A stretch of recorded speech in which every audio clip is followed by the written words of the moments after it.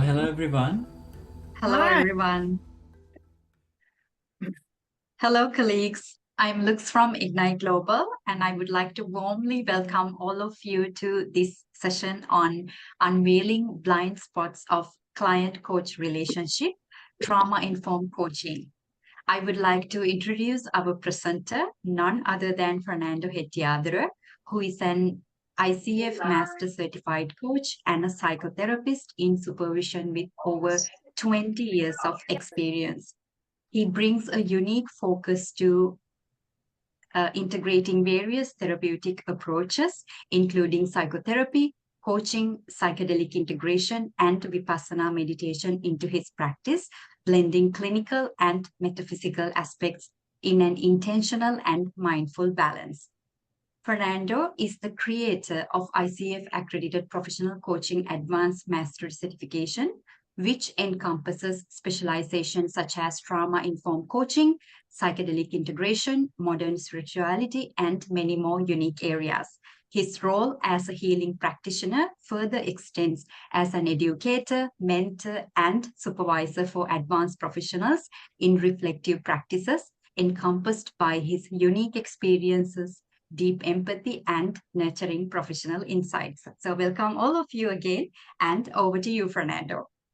All right. Thank you very much, Lux, for that professional introduction. And I would like to welcome all of you, reflective practitioners, colleagues, educators, professional coaches, psychologists, psychotherapists, and this wonderful network. And please forgive me if I haven't mentioned potentially what your designation or role may be. So I would like to commend all of you as we begin this conversation today. You could be doing anything else right now, but you decided to share this space with me. The reason is because you are committed to professional development. And also one of the most interesting things specifically about this conversation, if not when we talk about specific coaching specializations, if you become curious, that means you have the understanding of importance of recognizing how our profession is evolving. As you are aware, ICF is celebrating 30 years of in existence. That means actually coaching as a profession is very new to the world. Although we could look back and look at the times of Socrates, the coaching frameworks existed, but however, in the modern world, coaching only has been as a federation, ICF, we are 30 years old. So you can imagine how new the coaching profession is. And also one of the really interesting thing about that is you as a professional coach or a psychotherapist, mentor, consultant who's using a coaching approach would stand out from the rest of the crowd. Plus that you're pioneering coaching approach, if not coaching profession. So once again, it is such an honor to welcome all of you, such intentional individuals, professionals, colleagues here. And I also see many familiar faces. Thank you for joining me. As you're aware, colleagues, usually I like to provide you lots of information in a way that you can take away something from here and then implement in your practice. So I hope today I will be able to create value. Usually when you engage in a coaching session, I know that you have this impeccable presence, coaching presence. So since I'm going to share with you quite a lot of knowledge within this short 90 minutes, I invite you to elevate your coaching presence to what is going to happen. So I believe you will be able to absorb quite a lot of things that I'm sharing here today. And and I'm hoping that you may be able to look at your clients and how your clients, how you work with clients with new lenses, different ways of looking at things. All right. So let's get started. Present a view, it says. I'm a little bit unfamiliar with doing this, but let's see how we do it. All right, present. All right. Lux, can you quickly confirm that you're seeing my screen? Yes, Fernando, I see your screen. Okay, excellent. So while I'm presenting my screen, I will only be seeing myself. As we would like to make a nice recording. With that, we are also recording this session. Most probably this will be uploaded in our social media and professional networks. And I would like to invite all of you to keep your microphones muted and feel free to have your cameras on if you would like to interact with each other. At the same time, also feel free to introduce yourself in the comment section so that you can get to know each other. For an example, you can share your LinkedIn account so that other professionals and your colleagues can connect with you directly. So let's dive into this conversation today. For me, this is deeply close to my heart. for two reasons. One is because I myself have had a upbringing as a child as well as an adolescence, going through many childhood adverse experiences. And also as an adolescent, I have experienced many traumatic experiences. So I have been living a life, most of my life, without realizing in anxiety and depression. So as I started learning more and more about coaching and diverted my career as a psychotherapist and also gaining access to psychedelic integration, I started to realize how much I have been controlled by my past. It's almost like the adverse experiences, traumatic experiences that I had in my life were controlling me. It's almost like there's a puppeteer inside of me controlling me and whispering in my ear what to do, how to behave, and what to do. So as I was gaining the ability to recognize how powerful coaching is, I became very passionate in sharing this message. And what is really beautiful is that we as professional coaches, in this conversation, I step into this stage as a professional coach. And as professional coaches, often we tend to focus on traditional coaching frameworks, which is very important. Now, at the same time, however, I would like us to go back in time when you became a professional coach, especially as this conversation is focusing on coaching.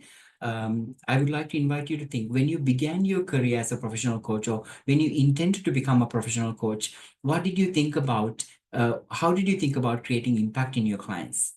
Did you think that you would like to embody, encompass all areas of the client, look at holistically your client, and then integrate different areas of their life, and then enable development and impact moving forward? Or did you think, I will only look at a specific area of the client? I do not mind the entire holistic picture of the client. Rather, I will focus on just one specific area of the client. So I believe that you have the answer to that. And I also believe most of you would agree with the first sharing. So with that, I would like to invite all of you to recognize a big blind spot that we all have as professional coaches. You are aware when we consider traditional coaching frameworks, specifically, I'm now talking about ICF coach education, particularly us being ICF education provider. So you notice that according to ICF competency framework, that we as professional coaches have the ability to work with the client here and now and move forward with the client. In that picture, if you notice, we meet the client where they are, and then we have very little ability to really go back with the client, explore client's past, especially client's emotional past. In fact, when you create a coaching recording, if you are operating more in the client's past, primarily client's emotional past, there's a good possibility that coaching recording may not meet the specific ICF requirement towards the credential process, for an example, right? So with that, with this learning that we receive through all coach education programs, we start to limit ourselves to present and future. Well, of course, it is necessary. Why? As professional coaches, we do not have the right skill set to work with our clients' past, especially clients' emotional past. It requires a higher level of elevation of skills and ability to listen deeper and work with our clients, interpreting trauma to a certain extent while maintaining boundaries. Now, at the same time, as you are aware, ICF also introduces different types of specializations. One of the best we could think about is team coaching competencies. As you're aware, in team coaching competencies, we divert a little bit from the ICF core competency framework, which is specifically using a directive approach is present in team coaching, while in individual coaching or ICF core competency framework, there is no emphasis or space to use a directive approach. So you are starting to recognize, although ICF has this core competency framework, which allows us to truly standardize what coaching is and embody the coach energy, ICF is not necessarily against using a directive approach or working with the client's past. So for an example, at Ignite Global, we deliver fully ICF-accredited trauma-informed advanced coach practitioner program. So that means, although ICF core competency framework doesn't encourage moving beyond the client's present to future and to the past. When we work with specializations, ICF is willing to look at the new possibilities and holistically integrating clients' realities. So with that, now this introduction, if not this sharing, would enable you to recognize that at the very beginning, initial stages of your coaching journey or coaching education, if you thought you wanted to holistically approach the client, integrate all aspects of the client's life, then if you missed out the past, then you're operating quite blindly with the clients. If the client is working on a very basic surface level goal, it is going to be quite easier for us to operate here and now to the future. But at the same time, ICF also stipulates that as professional coaches, we focus on client's emotion, client's energy, client's somatic awareness, creating psychosomatic connection. So if we do such emotional interventions with our clients, if we tap into client's somatics, if we tap into client's emotion and feeling, we cannot necessarily forget about the client's past. So this is an invitation to those coaches who want to truly deliver transformational coaching that integrates holistic elements and integration of all areas of clients' life into their development and success. And most importantly, if you noticed how we promoted this event, we asked you, do you have experiences with clients going in circles and circles? Sometimes client end up being frustrated, and there's also a possibility that the coach also could become frustrated, both towards the client and themselves. The reason being the client is not making progress, although they truly intend to create this development. They are truly coachable. Sometimes we get stuck with the client in cycles. So when you go through this session today, I believe you may have some good understanding why it might be and how to unlock these clients and create breakthroughs for them while incorporating traumatic experiences, childhood adversities, and the emotional past into your coaching framework. So far, if you thought as a professional coach, unfortunately, I cannot work with the client's past. I only can work with here and now and into the future. Now there is new information that you are actually able to specialize with trauma-informed coaching and holistically look at the client. So with that, let's begin. So as we continue this conversation today, I would like to invite you to recognize that this session includes references to themes like sexual abuse, self-harm, violence, eating disorders, and similar mental conditions. So if you are a highly sensitive person, I invite you to engage with caution. And moving forward, let's maximize our engagement today. I'm trying to create a little bit of interaction while also trying to deliver a lot of information. So as you go through this experience, I would like to invite us to reflect several times. And when I create group reflections, I will include 2 or 3 in each group for maximum engagement, and I will allocate about 5 or 6 minutes. At the same time, however, if your group members are not fully active, because I know some of you are really committed to be here and you need to listen in, maybe you're driving, so drive safely. If you're engaged in any other thing, focus on that. So in case if you do not have a participant in your group actively engaging, feel free to self-reflect. And also, I would like to invite 1 or 2 groups to share some insights. And when you share the insights, let's avoid repeating the same information. And also, if you have any questions, feel free to send them initially in the chat. If the time permits, I will answer some of them, and I will also invite you to elaborate if necessary. All right, so continuing on, what is our path today? So let's explore a case study on how trauma affects our coaching clients. And so I will also do a brief introduction to trauma and adversities. And then we will look into 4 layers of listening, and three of them being deep listening skills a trauma-informed coach is trained to. All right, so let's dive directly into a little exercise. All right, so if I invited you very directly and straightforward, a small task, very simple mental task, do you believe that you're able to accomplish it? And do you believe that you can accomplish it accurately? So you see a very simple element on the screen. I believe that many of us have seen this, right? A fishbowl. Now, this is not the activity. This is not the little task that I'm going to give you. Well, I'm asking you here, what is missing here? Can any of you quickly turn on your microphone and share? If not, put it in the chat. What is missing here? Goldfish. Oh, Ellen is saying a goldfish, right? You're right, Ellen, right? See, Emily say the fish. Phyllis says fish, right? Not only fish, it's a goldfish, right? And how do you guys read my mind? Yeah, it is a goldfish missing, right? That's right. Now, here comes the activity. Here comes the little mental task. Now try not to imagine the fish in the fishbowl. I tricked you, right? The more you think about the fish, the more the fish appears in the fishbowl, right? The reason is, coaches, colleagues, is because our brain doesn't simply operate in the way that we think cognitively, consciously operate. It's a much more complex machine. So that's where we begin. The reason being, when we work with our clients, many of us have sometimes only 60 hours of coach education. And we truly need to ask ourselves, if we want to get to the professional level and deliver real world coaching and really charge people for that, do we really know enough of our mind, our nervous system, how we really operate? This is a very simple example to recognize that our mind is not as straightforward as we usually think. And this session today will help you understand it at a very deeper technical level. So here's the group reflection. The question is, what are some of the challenges you observe in your clients in achieving success or their goals, their development, clarity, whatever it is, right? Through the coaching process. I myself have been in this practice over decades, and I come across clients who have challenges in achieving their success.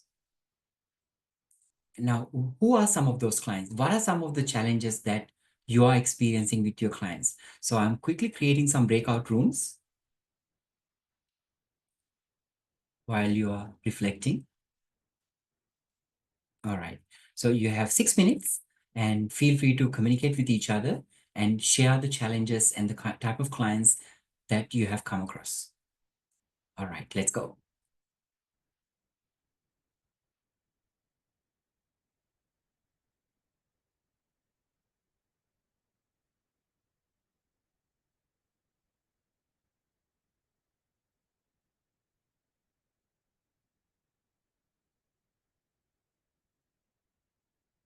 Now, all right, welcome back, colleagues. I hope that you're having a great time and getting to know also some new faces probably. So with that, I would like to invite you to share if there is any findings. What are some of the challenges you are facing with your clients? Who would like to go?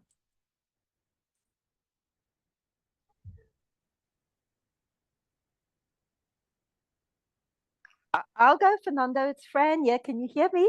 Absolutely, Fran. Great to have you here. Go ahead. Thank you. So I was mentioning that I have a current client that she's mentioned the past a few times, mentioned her father and how it's influencing her capabilities right now, and how it's holding her back in certain things because the father was always very high pressure. You had to do things, you never had time to reflect or to take a breath. You always had to be on the go and everything had to be perfect. And she's mentioned this to me last week when we had the session, and previously she also touched on this. And I can sense there's definitely trauma there, and this is holding her back, and this is stopping her from achieving those breakthroughs. Wow. Thank you very much, Fran. And I think you are not alone in this equation. Many coaches come across clients like that, especially our generation, right? I'm 40 years old in just a few months. And our generation, our parents had very high expectations. And me being a South Asian, you know that there's an additional level of expectations. So I do not mean to diminish others' experiences, but I believe you know what I mean. So our generation very interestingly experience some interesting connotations like that. And I think the kids nowadays have a bit better opportunity, I believe, because parents are becoming aware, right? So that's a classic situation where some traumatic experiences or adverse childhood experiences may be playing a role in their current development. Thank you, Fran. Anyone else who would like to share another experience?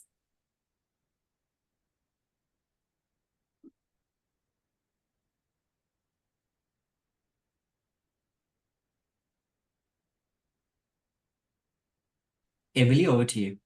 I was sharing with Feliz how I had a client who was with for about 4 years, and we stuck together, but it was hard to move her forward. And before I was trauma informed, when I became trauma informed, I realized that she was and she got diagnosed, was on the autism spectrum disorder, as well as suffering PTSD from war, growing up in a war area of war.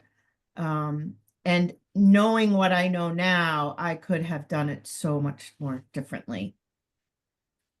Brilliant, Emily. So Emily has both as I know you personally and professionally, Emily has both the therapist hat as well as the coach hat.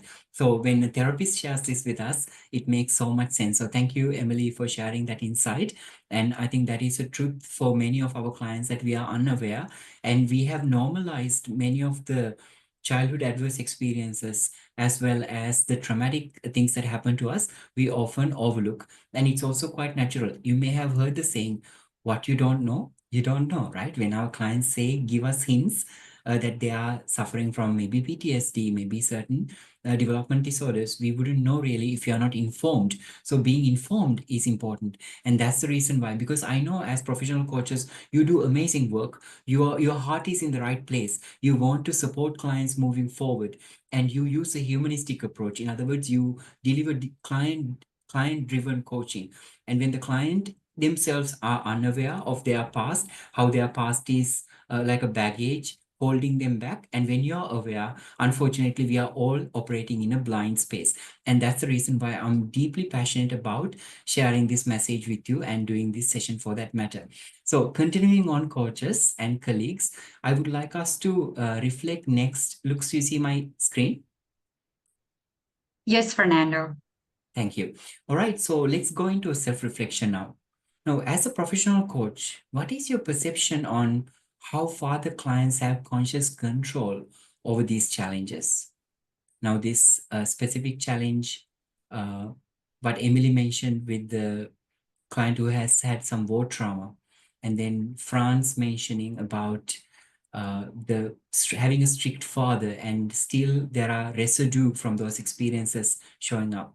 What do you think are the possibility or the conscious control client has over these challenges? Let's reflect, especially those clients who are finding it difficult to move forward, maybe going in circles.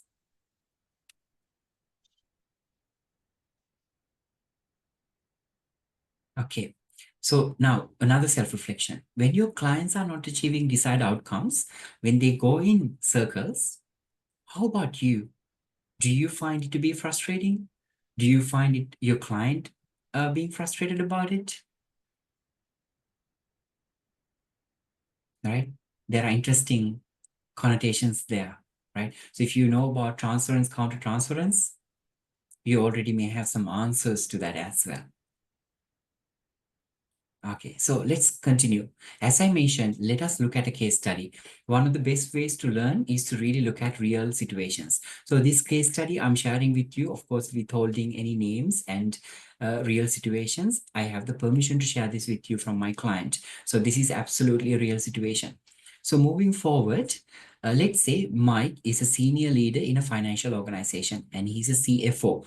And when I say CFO, many of you work with the senior executives or the XCOM team, right? So you are aware, you have experience working with professionals, individuals like Mike. Now, when Mike came and sat down on the coachy chair, when the coach, like you, asked, so what are you here for? What would you like us to explore together? What is the agenda for this coaching? And Mike, as a senior leader, has received coaching earlier. So he resorted to coaching. He came to the coach and said, I want to increase performance. And we, as professional coaches and even as clinicians, especially in the mental health space, are aware that when our clients share their first coaching agenda or therapy agenda, we know that there is so much more to that underlining, right? So what we would do is further inquire. We invite the client to look at things from different perspectives and share their world before we do anything, right? So this coach is very good. So she asks, tell me more. Why are you here? Right? Then Mike opens up a little bit and says, there's stress, there's recent procrastination. I avoid meetings recently. I avoid some events and I have no drive, things like that. And if you are working with senior professionals, especially C-level, senior leaders, or even sometimes young students, educators, could be pretty much anyone, you come across this kind of situation. And often we label it by saying that they're going through a burnout. And there are a lot of burnout coaches. And interestingly, surprisingly, some of the burnout coaches are not trauma informed even. That is quite alarming, frankly speaking. So you as a professional coach, if you are not trauma informed, and if you accept a case of, let's say, procrastination, for an example, burnout, know that you're taking a very big risk, not just only for yourself, but also tarnishing client's development or even re-traumatizing the client. Now, what do I mean by that? Let's dive in. Lux, can you please help me to keep everyone muted?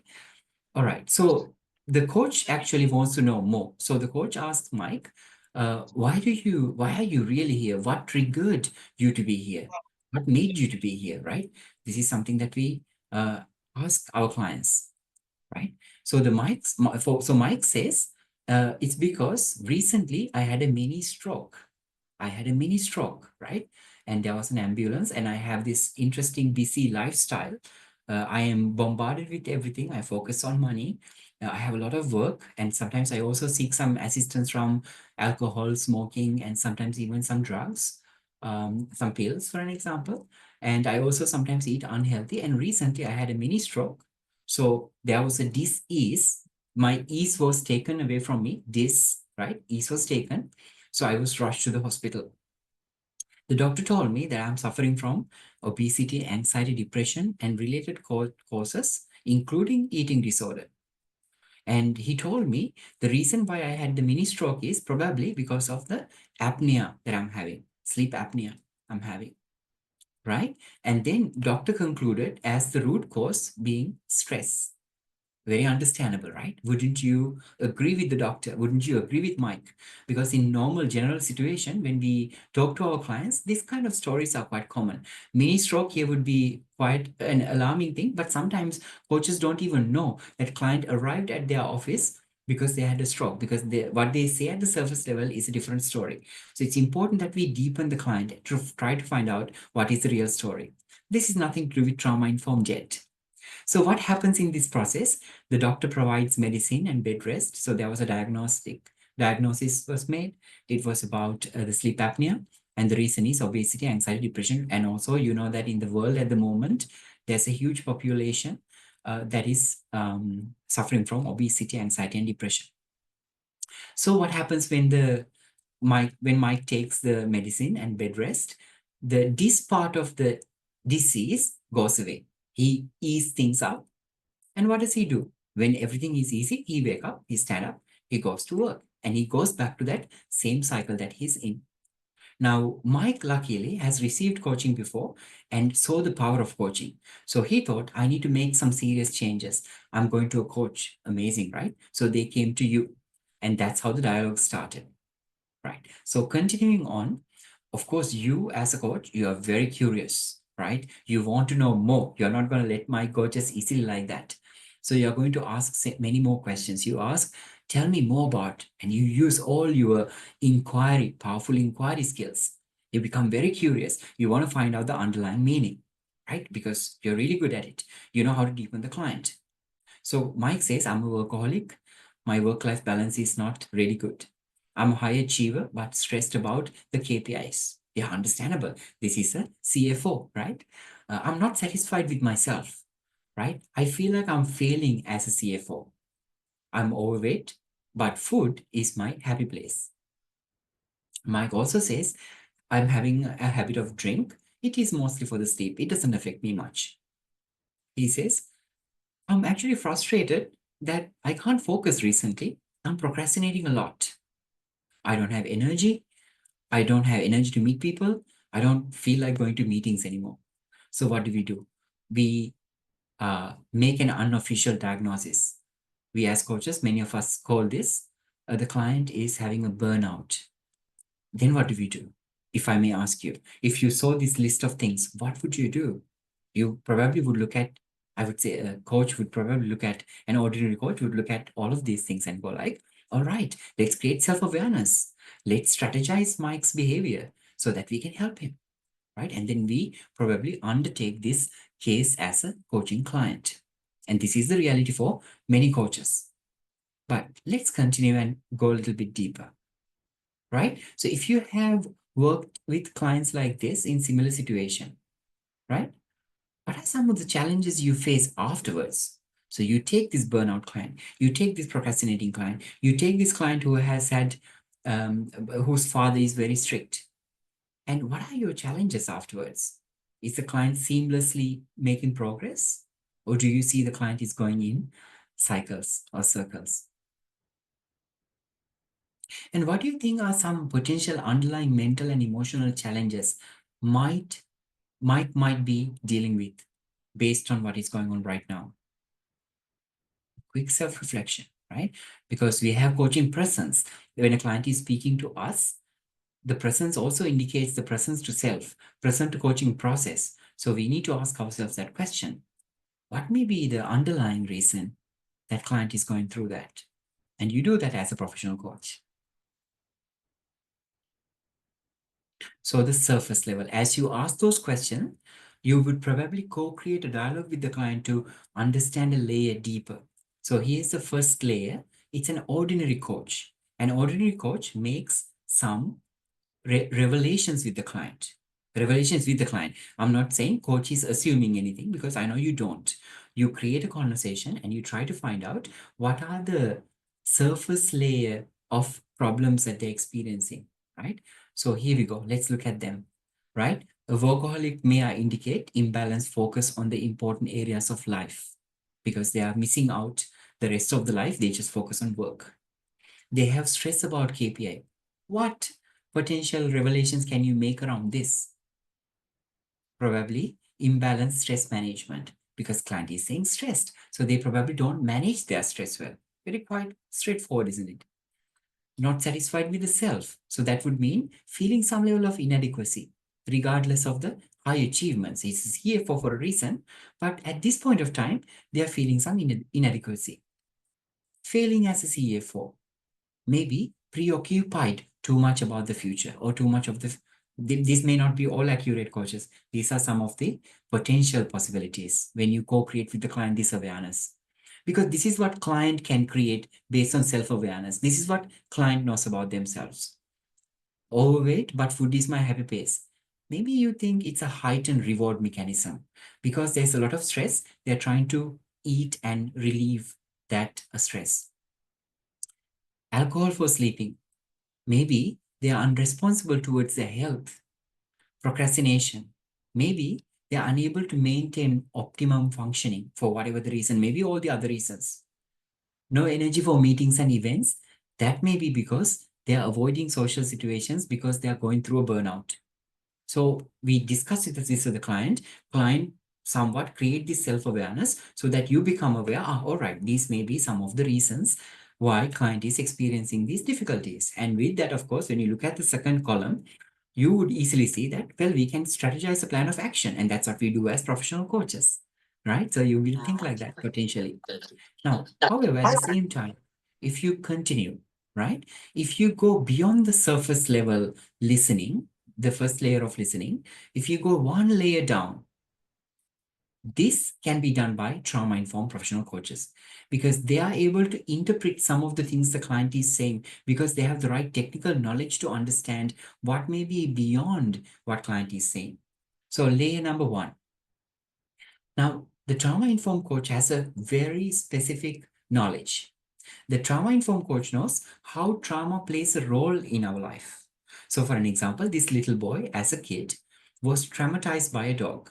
This is the traumatic event. Now, when this happened, our brain is absolutely very kind. right? Our brain is absolutely very crying. Now I'm on the wrong slide, so let me go find the right slide. Not sure why this is happening, but never mind.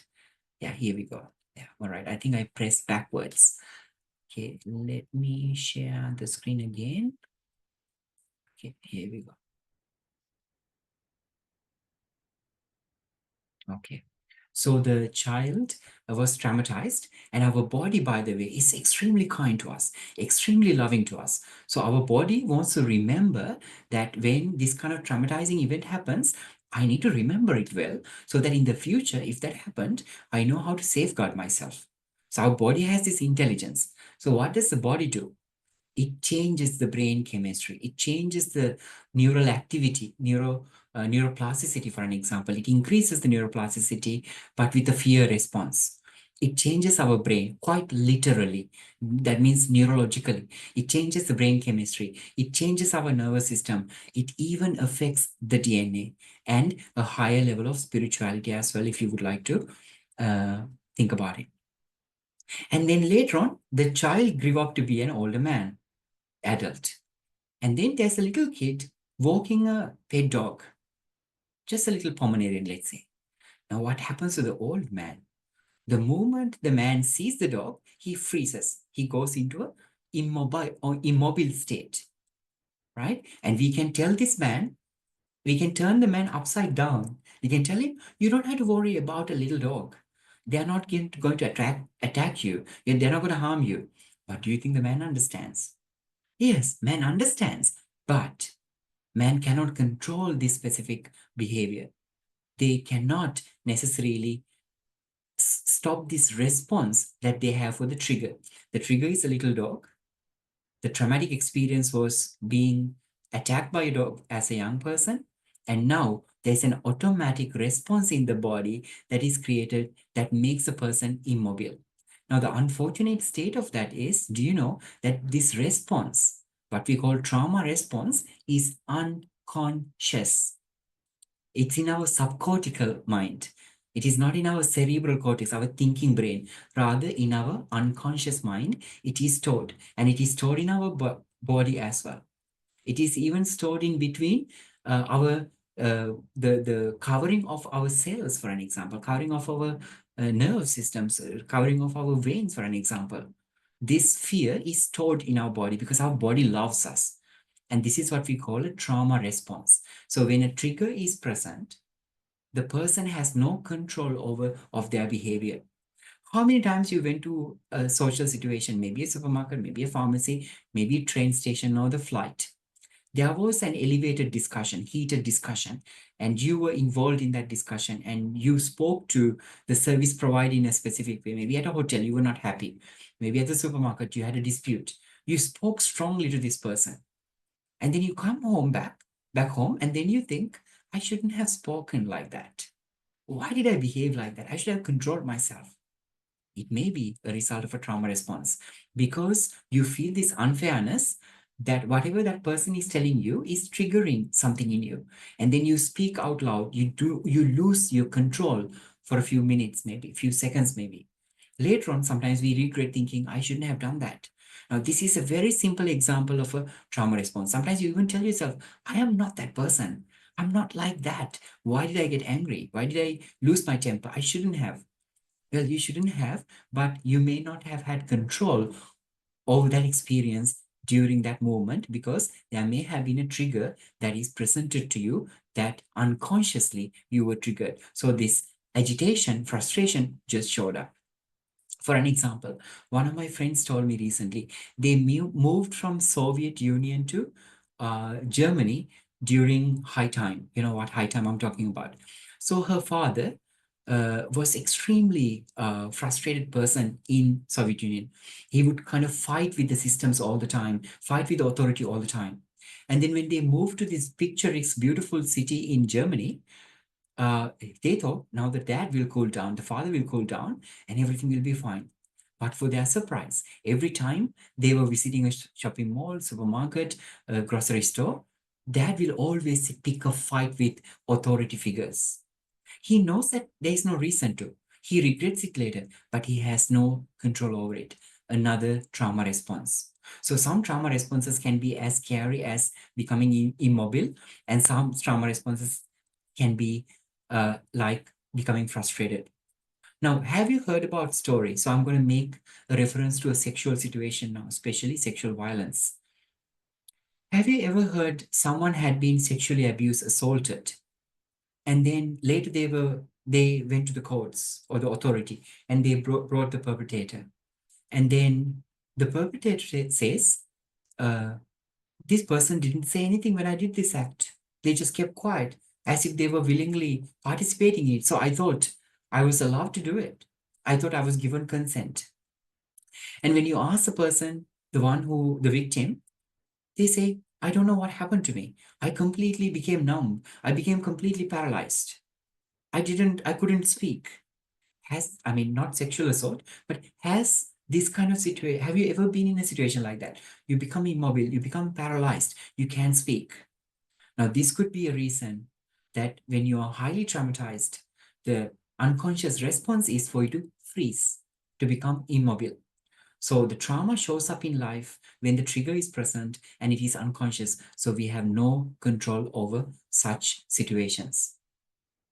So there are classic trauma responses. This can be studied in a master's degree or even a PhD, but just a very simple understanding here, classic trauma responses. We have 4 trauma responses, key trauma responses: fight, flight, freeze, fawn. Fight is when you have frustration, irritability, aggression, disappointment to situations in the world. Flight response is you are anxious, you are fearful, you panic, you over worry. As professional coaches, many of you are self-employed, you're entrepreneurs. And how do you find yourself being able to promote your services? Often coaches are amazing at delivering coaching, but they are unable to really go out there and market themselves.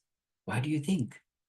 It could be a trauma response, for an example. It could be flight response. Maybe we over worry about ourselves. Maybe we were placed so many expectations as a child.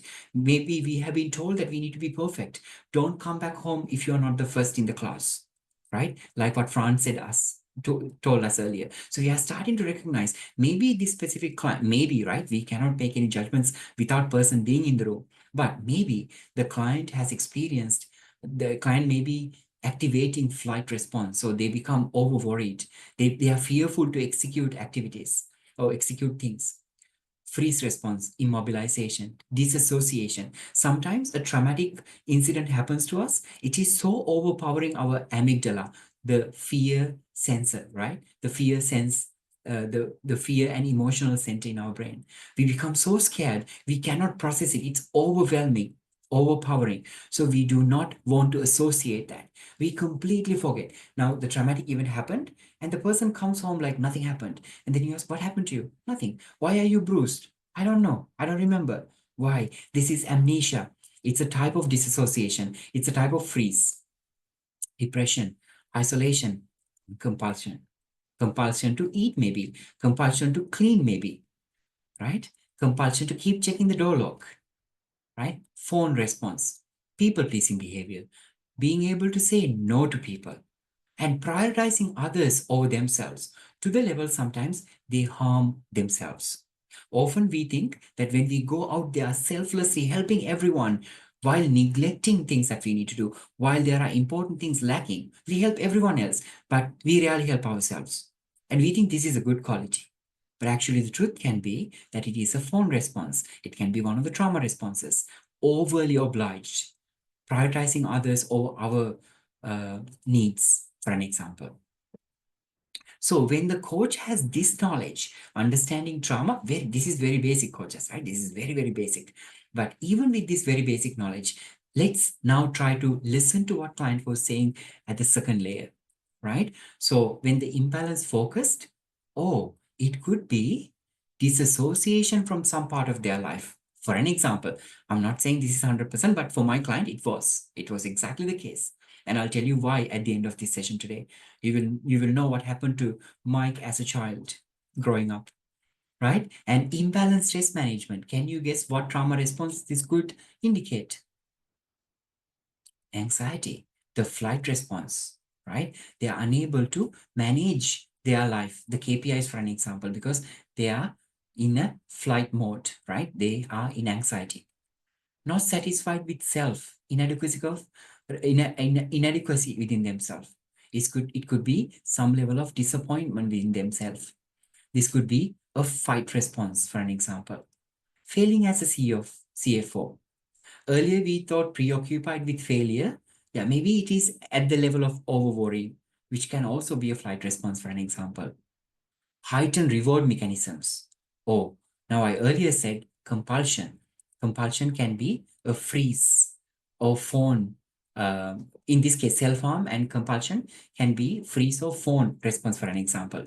So we earlier thought it's heightened reward mechanism, true that, but it comes across as compulsion or self-harm, for an example, because now we categorize it as trauma response.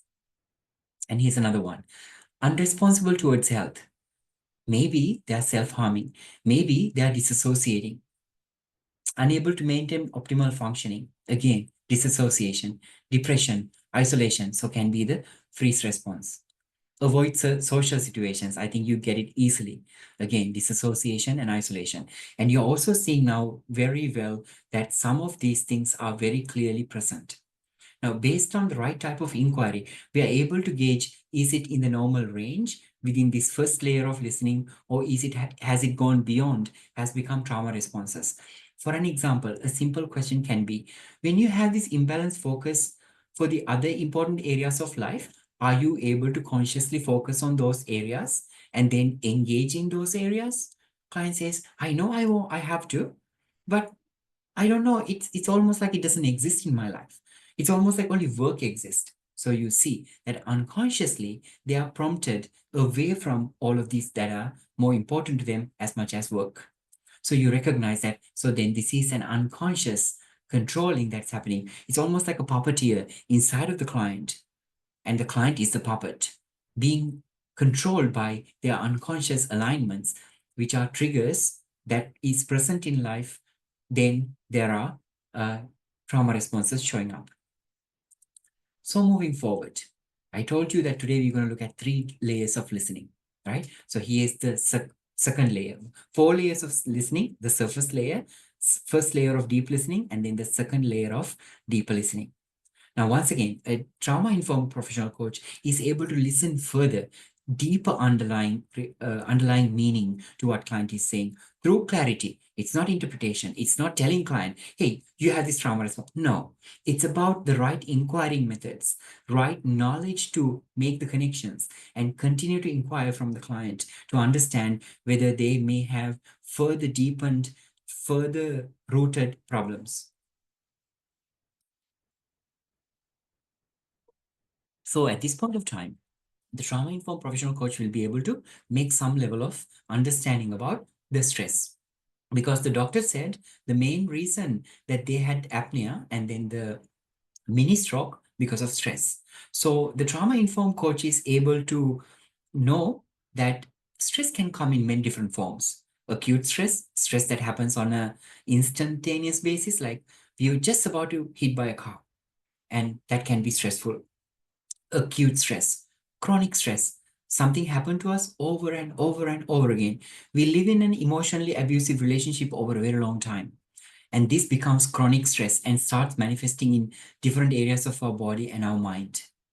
Traumatic stress. As a child, some adverse experiences happened to us, and we did not know how to process it. We told no one. So this fear, these triggers, everything is deep-rooted now, and over a long period of time, this becomes traumatic stress. The trauma-informed coach is aware.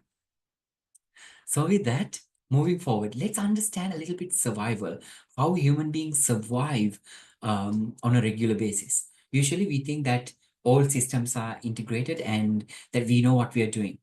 But interestingly, our body has different intelligence. Our body processes things in different ways. When we look at survival, when there's a danger, like a snake, we recognize the danger. So there's a threat, there's a stress. So there's a hormone called cortisol, you know that it is released in our body.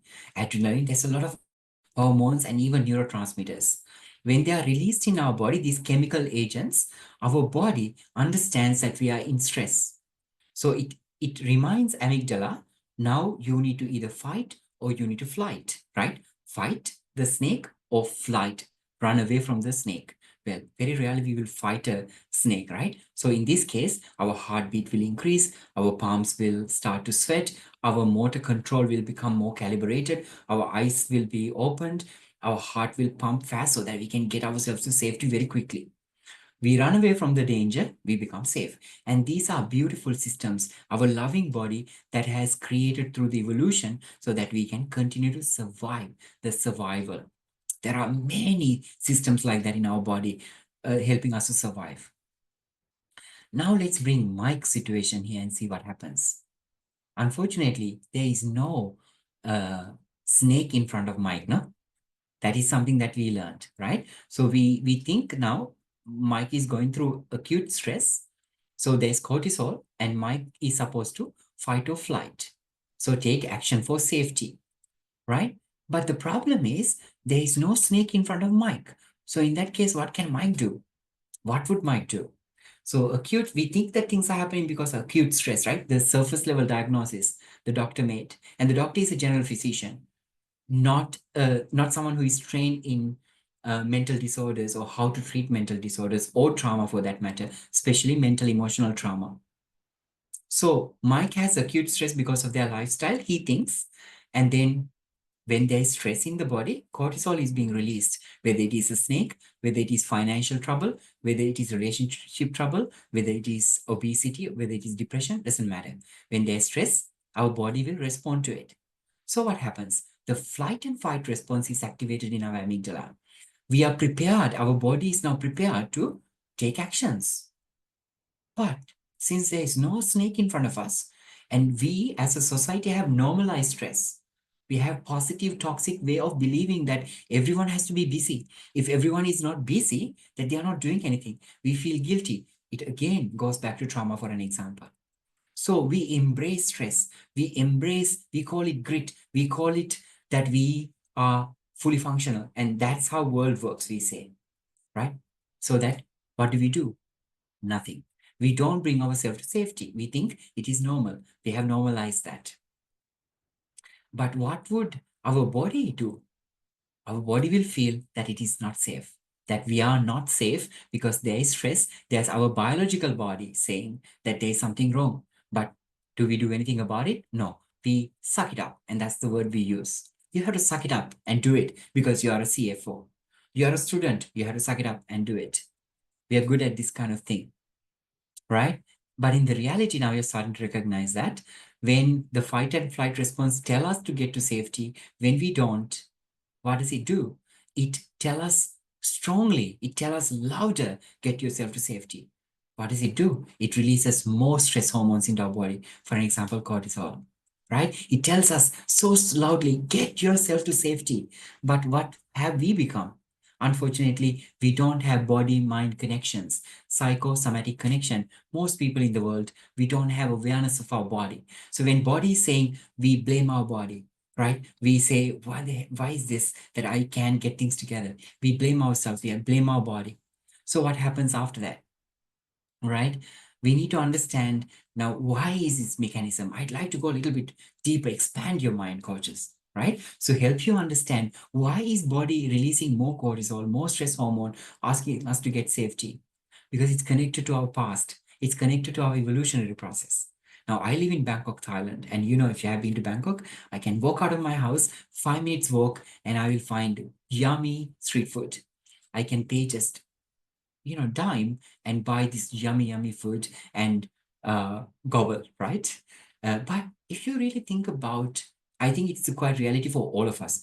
If you don't have street food, you have a fridge, right? Or you have a grocery store, you have a supermarket. You can access food very easily. We live in a world like that. But if you go back a little bit in time, when we were hunter-gatherers, or even before, few centuries ago, you're aware that we didn't have food all the time. We didn't have food in the supermarket or in this corner of the street. We had to hunt, we had to gather. Have you heard about how bears hibernate, right? They eat a lot of food and they convert it into fat in their body and they hibernate during the cold season. During that time, what happens? The body breaks down those fats and provide the energy right? So the bear can sustain for months at a time without any food at all. We are not that different from a bear. So during the times that we didn't have enough food, when we were gathering and hunting, once we had the food, we consumed it. And our body was so loving, body was so kind.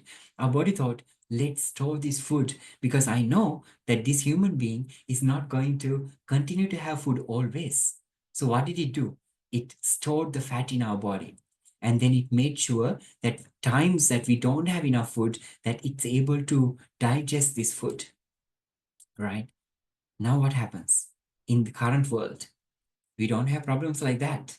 We have food all the time, but our body hasn't had enough time to evolve, to digest, to create a new metabolic system in a way that it could digest all the food that we eat on a regular basis. And this is one of the problems that Mike is experiencing. He's going against the evolutionary biology. We are going against who we are, truly, because we have forgotten the power of fasting.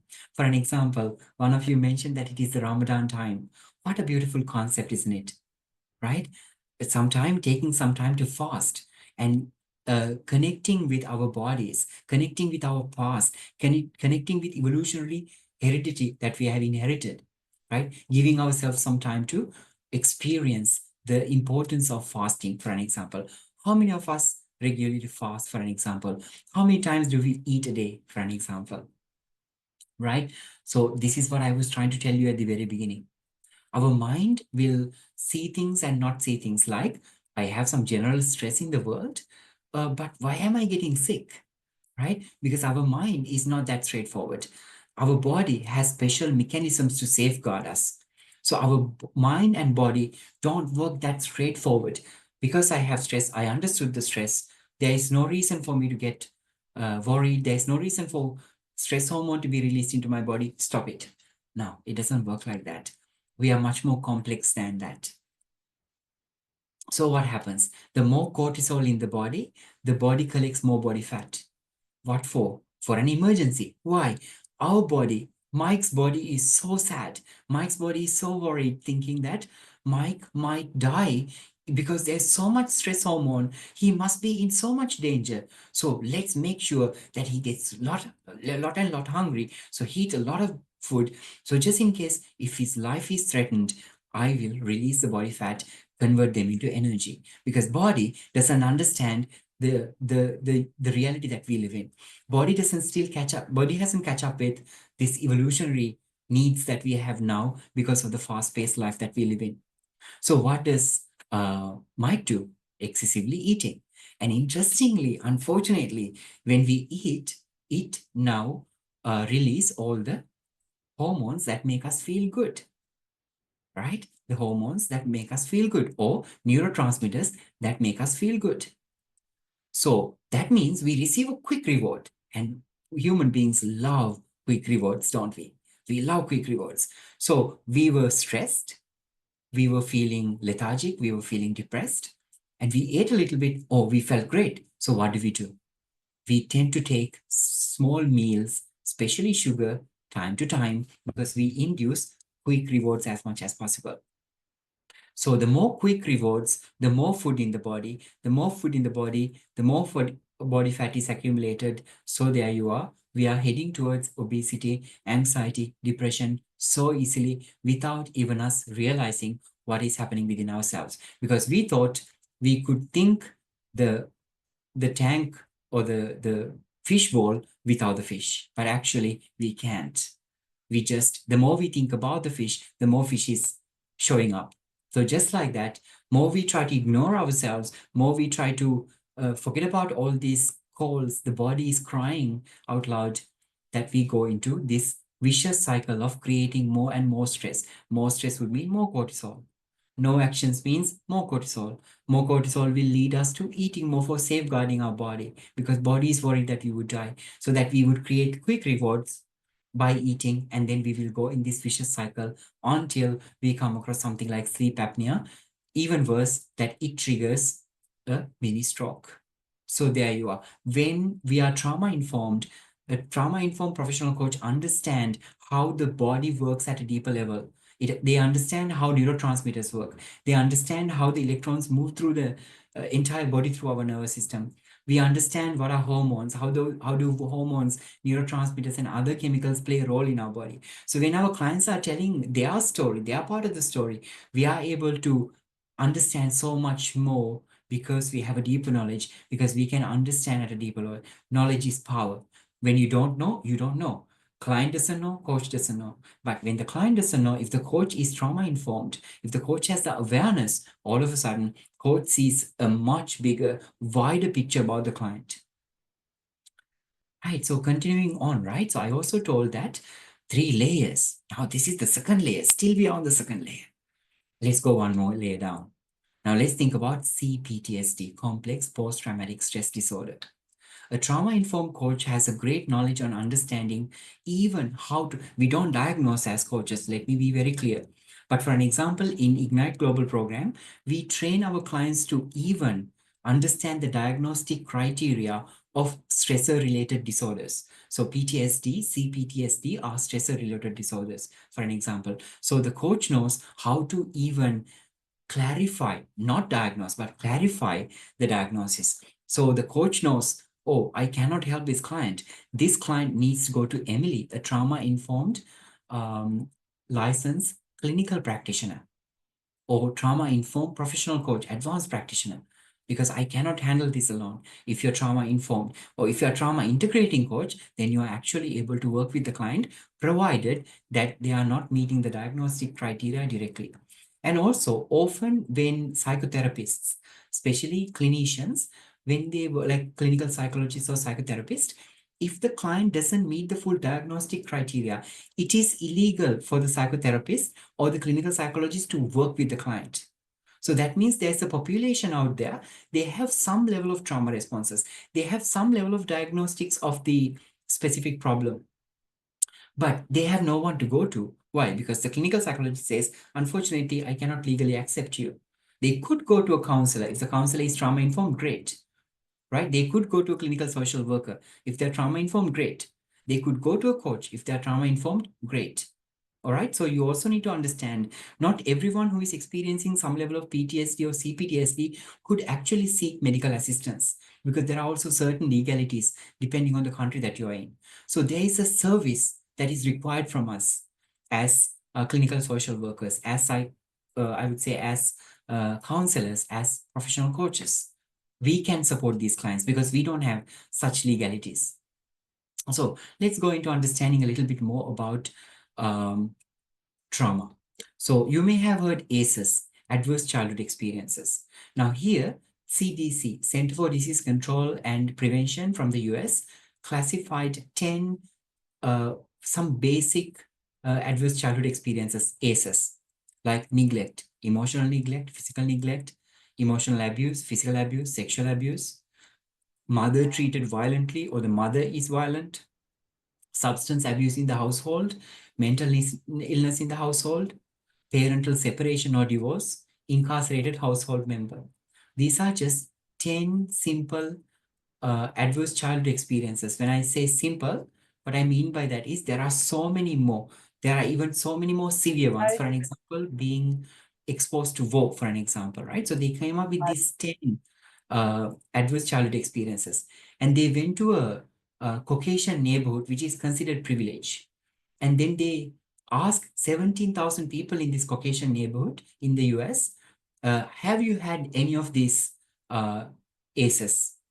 We call this ACE score, right? So everyone came up with an ACE score. And then they started looking at what is your current health situation, mental, emotional, physical, and how many ACEs did you have?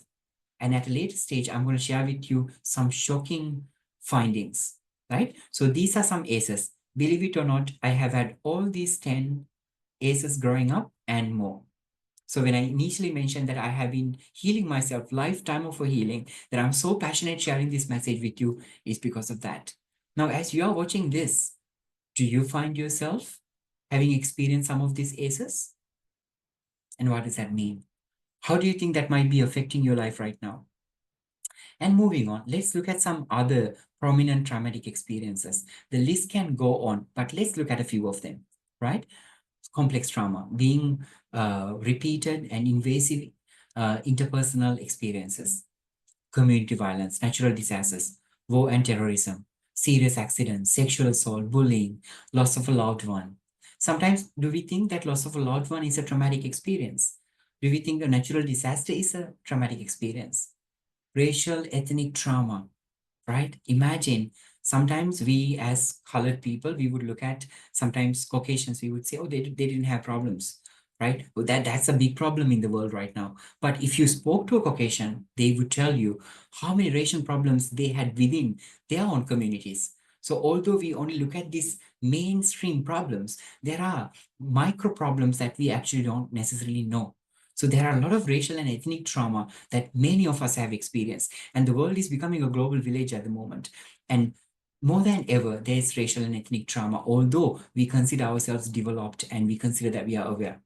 How about relocation trauma? How many times you moved from one place to another as a child?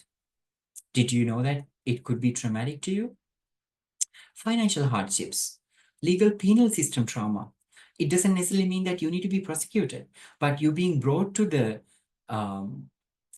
legal system, even as a witness, can be traumatic. Do we think about that? Cultural trauma, educational trauma. Do you know how much of trauma is being induced on children in school? I'm not talking about physical abuse. I'm not talking about sexual abuse, but emotional abuse, neglect, favorism, for an example.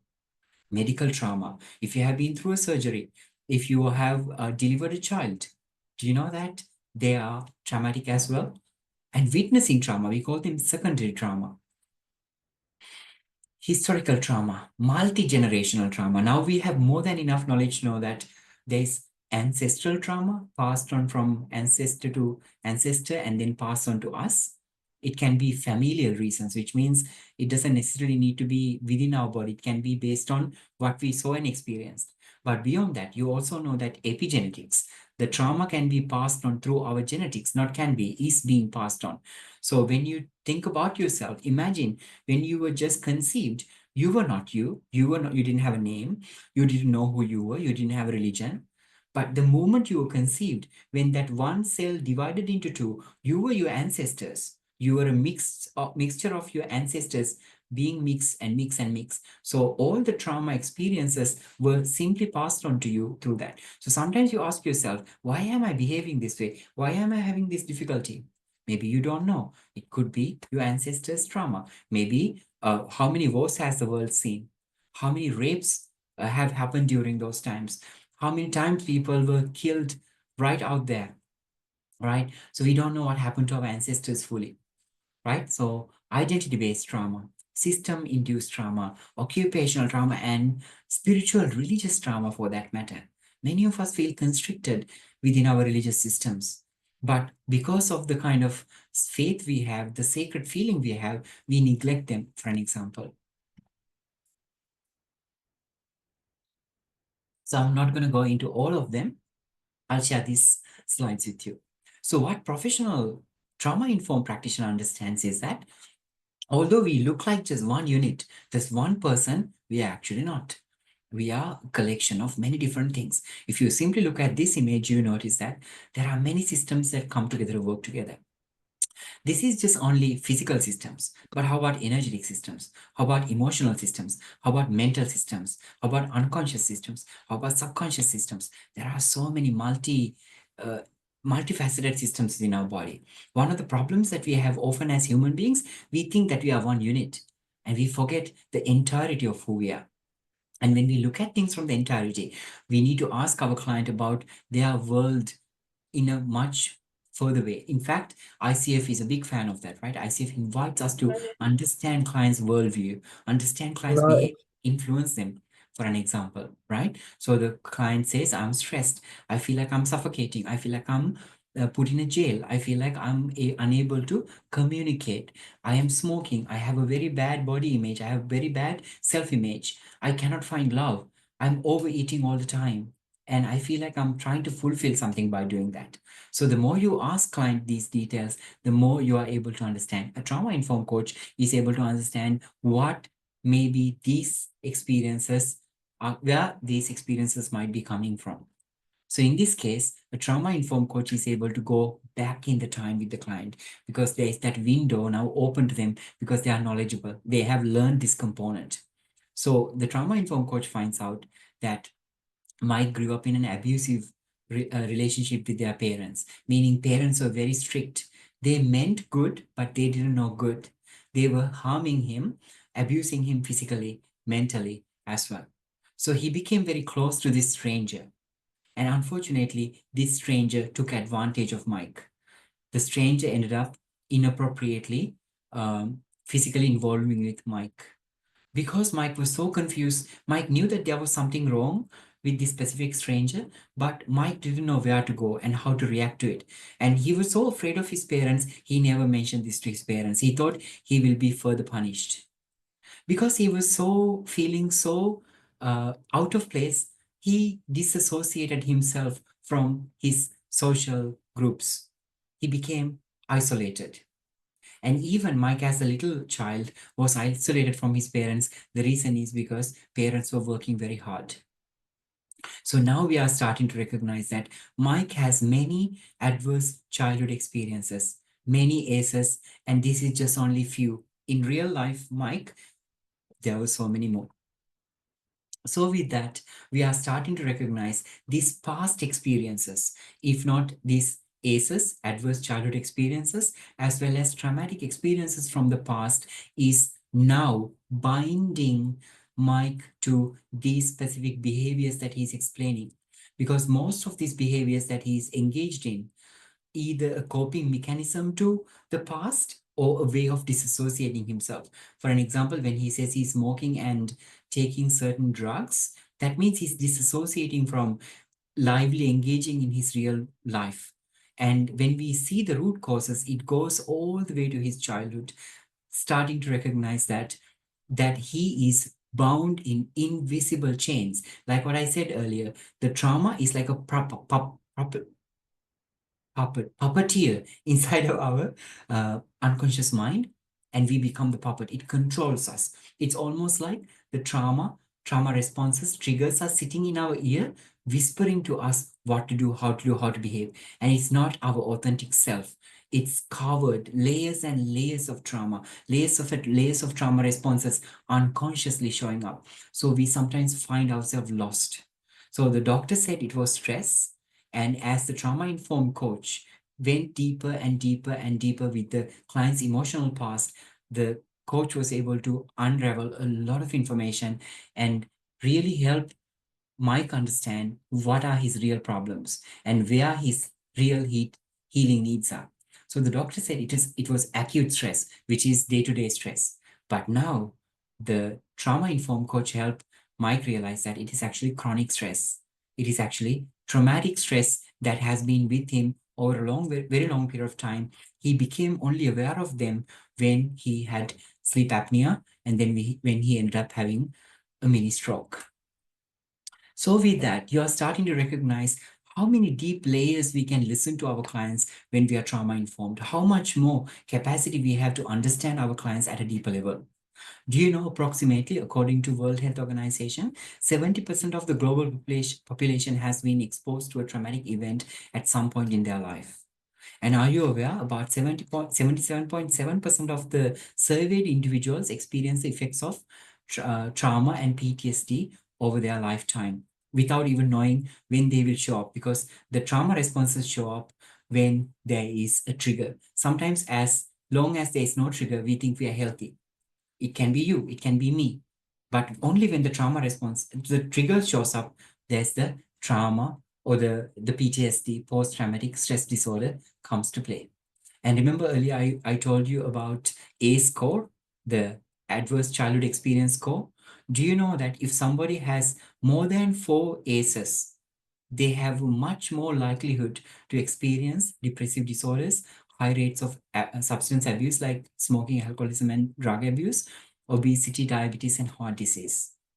And do you know if someone has experienced more than 6 ACEs in the ACE score as a child, there's a possibility that they would die 19 years younger than someone with no ACE scores. So when we look at what happens to children, those who are so helpless, those who have no idea what's happening to them, we have no idea how it would show up at a later stage in our life, like a ghost, like a puppeteer, like an invisible chain, bind us to our capacity, our possibilities, the impact that we can make. In other words, it quite literally, the traumatic experiences quite literally limit us from our greatness. And we don't even know. Unless there was a trauma response, we wouldn't know about it. We will be kept in the cages. For an example, earlier I mentioned, many of us have the problem of going out there and really sharing our services, promoting our services, marketing our services. There's so much fear of rejection. There's so much fear of perfectionism. There's so much procrastination around that kind of thing. Why do you think so? Right? All right. So with that, I would like to invite you to think about what we self-reflected earlier. When a client is not achieving the desired level of success, do you notice frustration in them? Perhaps does it make you frustrated? So if it does, it may be much deeper than the surface level problems that you're looking at, saying, why does this client cannot just get together and do it? Because again, we generalize, we normalize the deeper experiences or deeper adversities that we have experienced in life. So we just simplify everything as if we need to have grit, as if we need to persist. It is true that we need to have grit and persist, but if we are standing on already a lot of trauma and a lot of trauma responses, then all that effort that we are creating could re-traumatize us. Because people who are affected by trauma often experience guilt, shame, and disappointment. And this is an unconscious response. They don't even know why they feel guilty. Has any of you ever felt like when you're not working, when you're on a holiday, if you take a day off, do you feel like that there's something wrong about it? Do you feel a little bit guilty or even shame sometimes that you haven't worked? Or do you work harder after? Or do you work more before you take the break?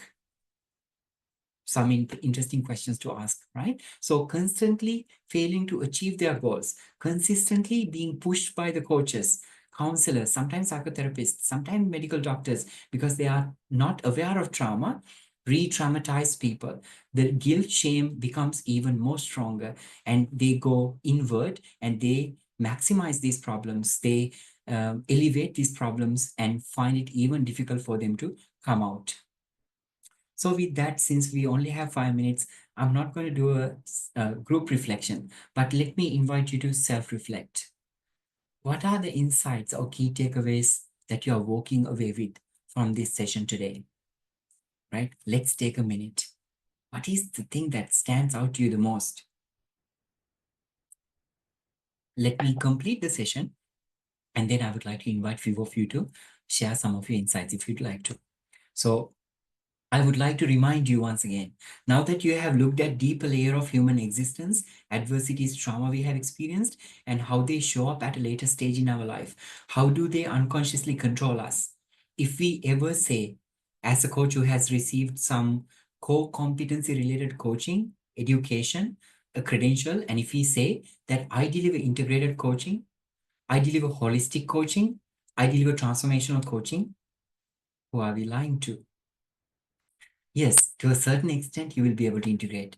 To a certain extent, you will look at client holistically. But if you're only looking at here and now and future, can we call it really holistic without looking at clients' past, especially the emotional past, adversities? Without knowing the bigger picture, can we really create transformation in our clients? Well, if you are someone who is operating at the surface level, you do not necessarily focus on coaching the person holistically in an integrated manner, then I think you will easily survive. We wouldn't know how successful that practice can be in the long run, isn't it? But if you truly want to create that impact you imagined at the very beginning of your career, that you thought, I want to create a holistic development in clients wholeheartedly, then you are starting to realize that being trauma-informed can be just one element of incorporating being holistic. But trauma-informed is not the answer to everything either. There are other areas as well, for an example. So with that, I would like to invite you to our next session. I thought I will continue this discussion into the next webinar. As you know, at Ignite Global, we deliver monthly webinar. We want to talk about things that are sometimes panel discussions, sometimes sharing information, valuable insights. So in our next session on the 7th of April at 10:30 p.m. Indochina time, I would like to share with you neuroscience of trauma-informed coaching for true client breakthrough. And stay tuned to register, and I hope you will be joining me. So with that, I would like to thank all of you. If this makes you curious, if it intrigues you, and if you would like to create holistic integrated transformation in clients, and if you're curious about learning trauma-informed coaching, as I mentioned, we have an ICF-accredited, fully ICF-accredited trauma-informed advanced coach practitioner program. Feel free to reach out. You know how to find me. So with that, I will say thank you once again spending this time. When we began this call, there were 26 participants, and we are ending this call. There are 26 participants in the call. So I believe that this hopefully is valuable to you. If any of you would like to share any insights, I invite you to come forward, and thank you very much. We still have 3 minutes. What is your key takeaway from this session today, coaches, colleagues?